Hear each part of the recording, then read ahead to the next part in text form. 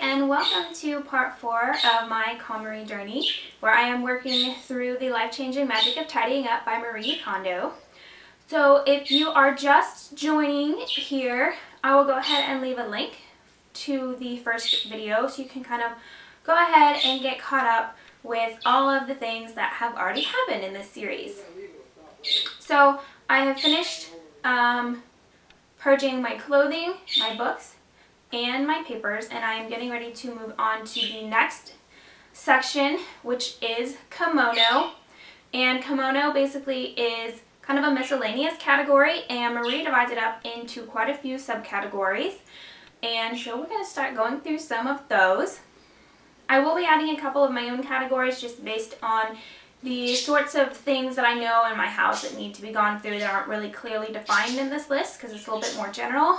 And also, being that this is written by a Japanese woman, originally published in Japan, that there's definitely a cultural kind of thing going on where, there are things that the typical American might have to deal with more than the typical Japanese person.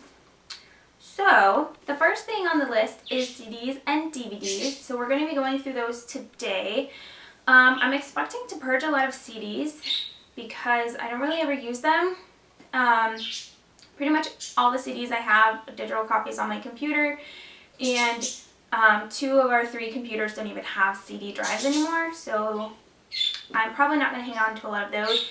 DVDs might be a little bit more of an issue because it's kind of my husband's thing. He loves movies, and we have a ton of DVDs. So I'm going to go through my girly ones though and see if there's any of those to purge. So let's go check out the before state. Okay, all of our DVDs and Blu-rays are stored out in the living room. So we have this tower here.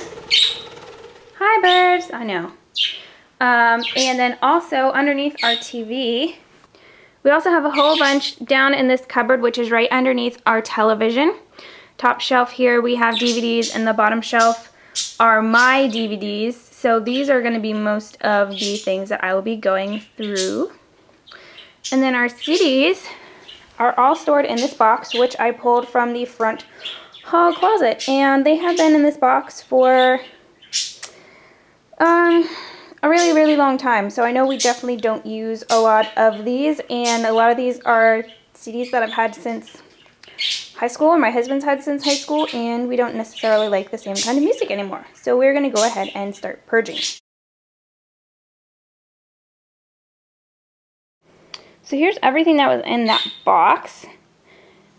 Starting over here, we have some things that are not music.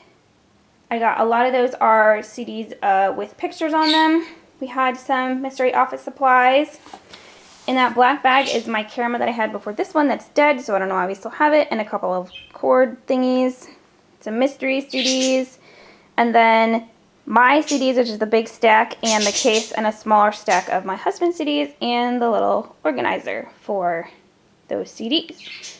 So I'm going to go through and see what of these things that we can get rid of. So this is what I am left with. This pile over here are things that are going. Just pretty much all these CDs are CDs that I have digital copies of, and the last several times I've switched computers, we have just copied over the digital files from my iTunes library, so it's not really necessary for me to keep all these. I also had a bunch of CDs that I had burned to back up my music, which I've never had to use.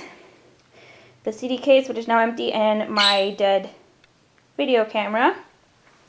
And then over here is just a small pile of things that we're keeping. There were a couple of CDs that I really loved, including My Wicked and Phantom of the Opera. And also one Christmas CD, which I don't know that I have a digital copy of yet. And then my husband's CDs. He is allowed to... Bird! Sorry, birds are grumpy. He is allowed to listen to music at work, but only if it comes on like an original, like factory-made professional CD. So he does need to keep his hard copies. Then I have a couple of CDs from a class that we took, and also I found one audiobook down there with the dudes in the top hats. Okay, this is what I would consider to be all of my Blu-rays and DVDs, not including anything that's more, I guess, communal DVDs. So I am not going to be going through any of those. Like I said before, DVDs and movies are kind of my husband's thing, so I know that he's probably not going to want to part with any of his, but I'm going to go through some of my more girly movies right now. Okay, so these are all of the movies that I decided to keep. Movies were actually a little bit harder for me than I was expecting. I guess maybe my husband dropped off on me a lot. But I also do have a lot of either costume movies that are just really gorgeous and I love to watch, or old vintage movies that just really aren't on TV that it will be very hard for me to catch otherwise. And then I do have one stack over there to go. So I may come back and revisit this category later because really we don't watch a whole lot of these movies, but I still don't want to get rid of them anyways.